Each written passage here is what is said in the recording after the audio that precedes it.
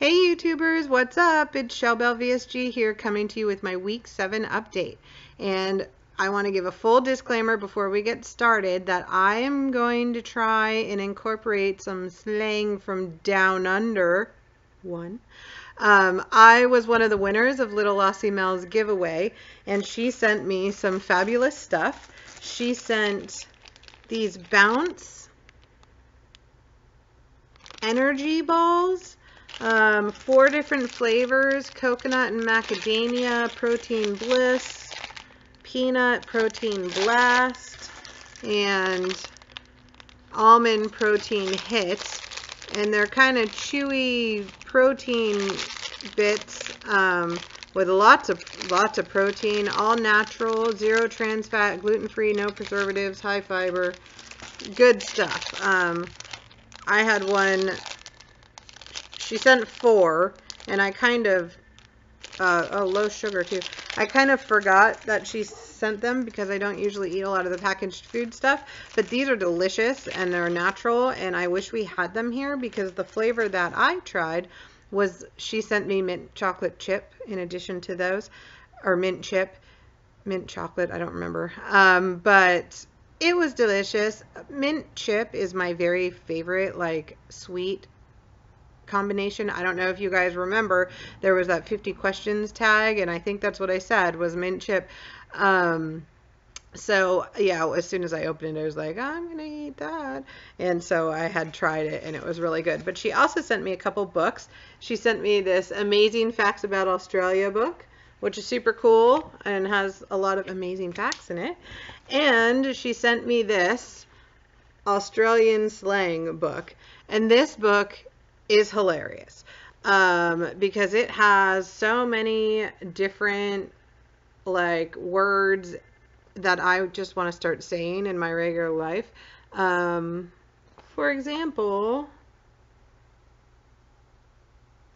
let's see if I can find one. Well, my favorite one, and I apologize for the cursing, but it made me laugh so hard when I read it. And it's just a curse that you would place upon somebody. And it's, I hope your ears turn into assholes and shit all over your shoulders. Oh my God, I died laughing when I read that. It was hilarious. They also call, one of them I posted on my Facebook. I took a picture of it and put it up there, which was to give birth to a politician, which means to make a poo. And I totally think that here in America, we really need to, like, bring that into daily slang for some of our politicians. But anyway, so I'm giving the disclaimer because I know sometimes, like, different countries have different slang that they find very offensive, and I don't know if anything I might say in this video is going to be very offensive. Oh, I guess that was 3 slang terms, but the other 2 didn't really count.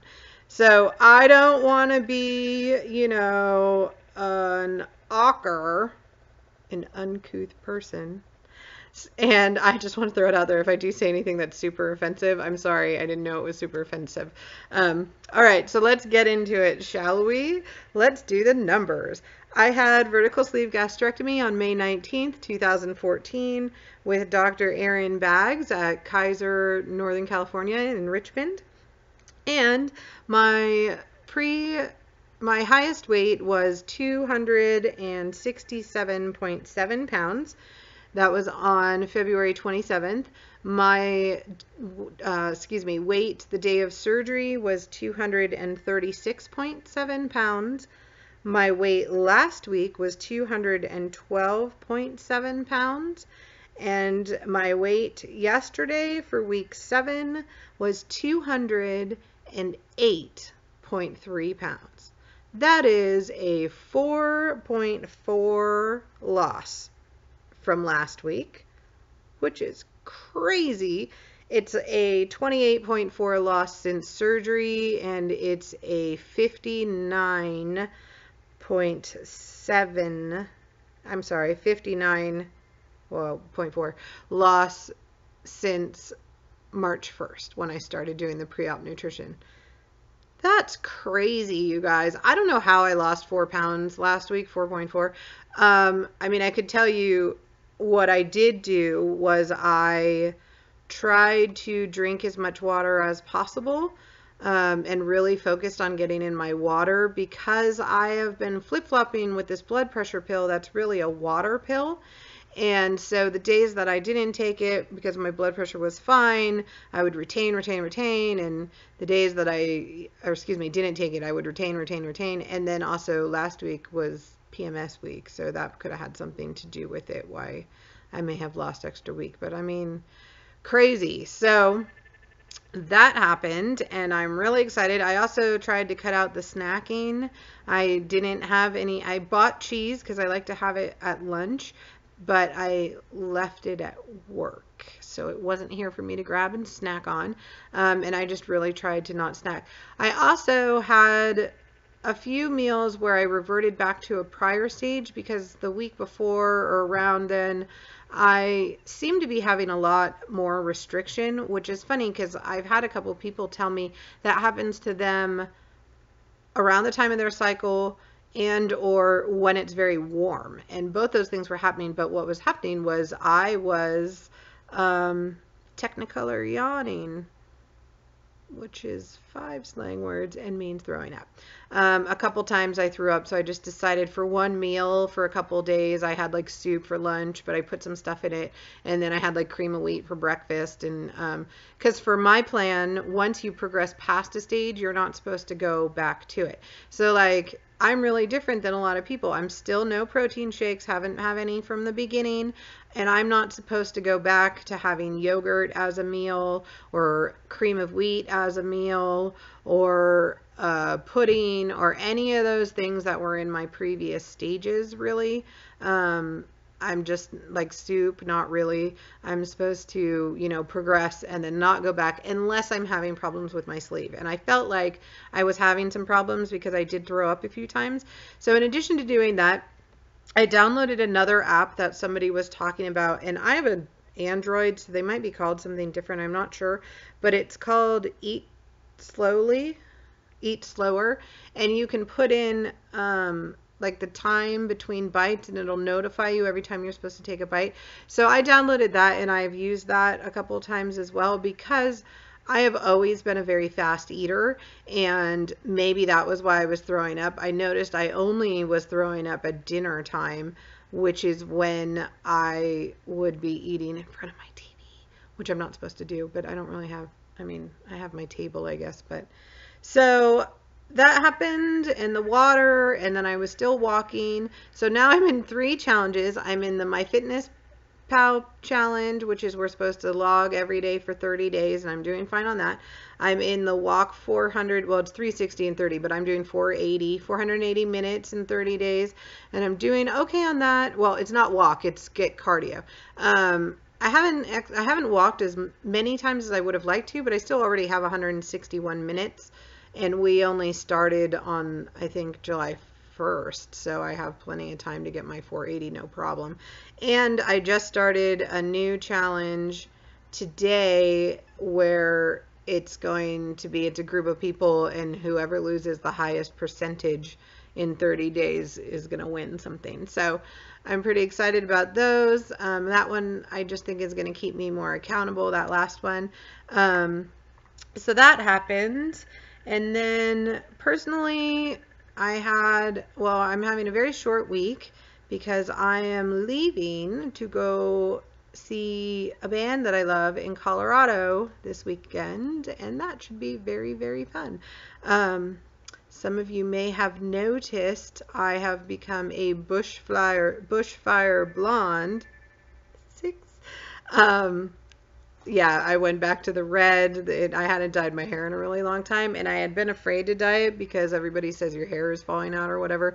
Your hair starts falling out, and I haven't noticed that as much with me because my hair, I probably wouldn't notice it as much as other people would, just because I lose a lot of hair anyway because I comb it out in the shower when it's wet because of the curls. So we'll see, but I just couldn't deal anymore and I dyed it. So yes, I'm back to the red and I desperately need a cut. But anyhow, going to Denver, it is going to be hot as hay, hell, and booligal. Booligal. which means it's going to be really hot, and that was my 7th word, and I probably pronounced that wrong, and I'm sorry.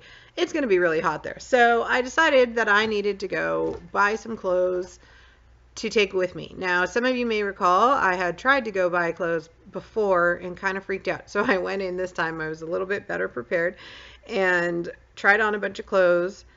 And I tried on this pair of boyfriend style jean capris, which I guess just means kind of loose fitting and low waisted or something. I'm not sure really what it means. Sit slightly below waist, relaxed hip and thigh, straight leg opening. And I put on a size 14. Some of you may recall in one of my early videos, I said I had a pair of jeans that I've been lugging around from place to place that I've wanted to get back into for a really long time. I believe those are a 14. They may be a 12. I'm going to have to pull them out. Anyway, a 14 to me is like crazy, because the last time I fit into a 14 was when I came back from Europe in 2003. So that's madness. But I took it one step further because they fit, they went on, there was no struggle to zip them up. They were loose down the leg. I could pull them out from my stomach a little bit, and I started thinking, this is a dilemma because I need something to wear in Denver, but these might not be as, well fitting in like 3 weeks. They might be too loose. What do I do? So I tried on the 12s. I haven't worn a 12 since I was probably 20. You guys, again, if you've watched any of my earlier videos, remember in one of the videos, I can't remember which one, I said I would be so ecstatic if I could get down to a 10. So, because that's what I was in high school. So let me just tell you how excited I am that I bought, oh, so excited I'm knocking stuff over, these guys. See that right there? That says 12 because they fit. They were a little tight. They give me some muffin top, like more than I would like, because they kind of push everything and squeeze it out. But I bet in a few weeks they're going to be great. And I bought some of those shirts that kind of have the elastic around the bottom and then poof out a little bit, because those are really great for hiding muffin top. And like I freaked out in the dressing room and was texting my friend, the one who I have mentioned a couple of times, who's going to help me shop and has lost all this weight on her, herself and stuff. And I was just freaked out, and she was so excited. It was really cute. But yes, I'm very excited about those. Super excited. So what else is going on? God, I'm already at 13 minutes. On Sunday, woke up. I guess it started on Saturday. Saturday, I was out running around and doing errands and stuff like that. And I decided I was finally going to go to Starbucks. I haven't been to Starbucks since pre-op days. And I mean, like, since maybe I went a couple times when I was doing my pre-op nutrition plan, because I wasn't supposed to have caffeine or any of that stuff. And I'm not supposed to have caffeine still, and I'm not supposed to drink my calories, but I really wanted a Starbucks, and it was hot, and it was there, and I thought, all right. So I went in, and I said to the guy, what can I get that, it doesn't have sugar or fat, or not fat, sugar, or, a lot of calories that's going to be delicious. And he and I came to the conclusion that I should get a non-fat decaf Frappuccino, and I added a shot of sugar-free caramel syrup, because I used to really like the caramel macchiatos. Frapp Light, I think. So I get this thing, and first she makes me one, and it wasn't decaf, and I almost took it, but I was like, nope, no. So she dumped it out and had to make another one. I get this thing. I get in my car. I'm so excited. I was going to take like pictures of it. I was really excited. I take a sip, and it's so sweet, I couldn't even stand it. So I got home, and I took another sip, and I was like, I can't even drink this. It was so sweet and artificially flavored. Now, I know a lot of people have everything to say about artificial sweeteners. More power to you. I don't want to eat sugar, and I don't use artificial sweetener in pretty much anything. But what I do use it in, way more than I should right now, is water flavorings. I still can't stand plain water, but I am weaning myself off of it by doing less and less flavoring, because I've also discovered my sleeve will let me drink ice cold things again, which is really helping, because if it's ice cold, I'll drink it. So I use the artificial sweeteners in my water add-ins, and I used to use Splenda and stuff in my coffee and in my tea. So I don't know why it struck me as crazily sweet as it did, but I threw it out, and I was so sad because I didn't get the Starbucks that I wanted. Blah, blah, blah. So I wake up Sunday morning, and all I want out of life is a turkey sandwich. But I obviously cannot go to the deli and order a turkey sandwich and have it. So I was obsessed with this idea of a turkey sandwich all day long, and I decided for dinner that night I had 2 ounces of turkey meat in my fridge, jelly turkey meat, that I put on a plate with a little bit of mayonnaise and a little bit of mustard, and I was going to do some avocado. I'm not supposed to yet eat raw veggies, so I couldn't do tomatoes and onions, all this stuff, but I was going to do some avocado, which my avocado was bad, so I had some guacamole that I used that isn't my favorite guacamole, but whatever. And I basically made like the closest thing using my dietary guidelines as I could to a breadless turkey sandwich. And I ate like a third to a half of it, and I was full. And all of a sudden, between the Starbucks, between not being able to have the turkey sandwich, because sandwiches are my very favorite thing, you guys, and I've said that in another video, I know the sandwiches are going to be hard, and then not being able to even eat the 2 ounces, all of a sudden I had this overwhelming sadness. And so I talked to my therapist about it on Monday, and she called it grief. And you know what? She's right. I was grieving because my thought process was, I just want to eat something normal. I want to eat a turkey sandwich. Maybe not a huge turkey, on sourdough roll. Okay, yeah, I really want a sourdough roll, but or I want to be able to eat a normal sized portion. And by that, I don't mean the platters we get in restaurants, but I mean like something. So it's been really hard because for my plan, I'm supposed to eat my serving of protein, and then if I'm still hungry, eat my serving of vegetables. And I can't even finish my protein yet, and all I want is some vegetables. So that was really hard. Right now I can only have cooked vegetables anyway, and I just got really bummed out. Now I've thought of all these things. I've addressed all these things already within myself. I know it's going to be okay. I've talked about them in videos before, but for some reason it really got on me on Sunday, and I just kind of wallowed in it for a little bit. And then I woke up on Monday and felt totally fine about it and was excited again to be back on this path, and everything. But it was kind of rough for a minute there. And it was kind of odd too, because I was coming off of 4th of July, where I was able to go and hang out at a family barbecue and eat a few, regular hors d'oeuvres and things. But I also had left that early because they were barbecuing hamburgers, and I forgot my salmon patty, and I was too nervous to try a burger yet. So there was that too, but I did kind of go in mourning for a regular thing. Now I'm really unique because I 100% know that I'm going to be able to go and have regular eating habits, not like before, but normal, more normal, I guess. Because I see my brother all the time, and he's 2 years out, and he can have a plate that looks like your average plate. Clearly the portions are much smaller, but it has the food groups. He doesn't feel deprived in any way, and I know it's all going to be okay. But for some reason Sunday just didn't feel okay. So it was really interesting to have that happen. And I've heard a lot of people around the same time feel that way. I don't know if it's because now we're in our routine, we're back at our jobs, we don't feel really any physical, most of us, problems anymore. We've figured out maybe how to regulate ourselves. Any things that came up are kind of evening out. And then you start going out more or whatever, and so maybe you become more aware of it. I'm not sure. Also for me, I'm going out of town and we're eating out. And I'm worried about, because I have not eaten out. I have not gone to a restaurant yet.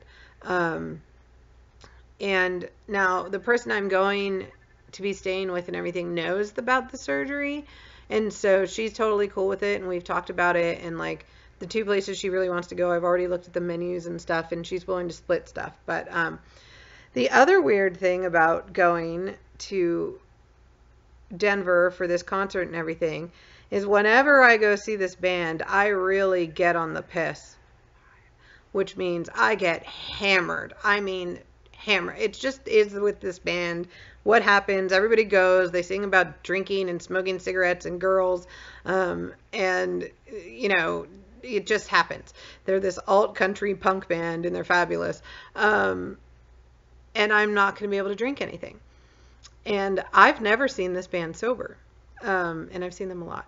So I don't think it's not going to be as much fun, excuse me, or anything like that, but it is going to be weird to be sober, especially with a lot of the people, because I know more than, one person who's going, who I've also only seen very, very drunk. So that'll be really interesting, but it'll be fine. I am really excited. We're going to stay in the Stanley Hotel in Estes Park, which I don't know if anybody's familiar with that, but it is the hotel that Stephen King based The Shining off of, because he stayed there and met some of their ghosts. Reportedly, they also used it as a filming location for Dumb and Dumber, and the story is Jim Carrey went to his room, and within like a couple hours or a few hours later, packed up all his stuff, walked out, and never went back, because it's supposedly one of the most haunted places in America. And you better believe it, we're staying there, and we are going on the ghost tour. So I'm really excited about that, because that's all kinds of nerdy. But yeah, so I'll have to report if we see any ghosts. And yeah, that's about it. So my goals for this week are try and stay on track as much as possible while I'm on vacation. Remember all my vitamins and everything, and then can you keep drinking water, because it's going to be super hot there, and I am worried about that. One of the shows is at Red Rocks, where I've never been, and I'm so excited to go there, but I am a little worried about how hot it's going to be when we're out there. So I'm just going to drink as much water as possible. And then I'm determined to get up and walk around her neighborhood and stuff in the mornings. So that's about that. And I think that about covers the whole shebang. So I hope everybody is having a good week, and I will be talking to you guys soon. All right. Bye, everyone.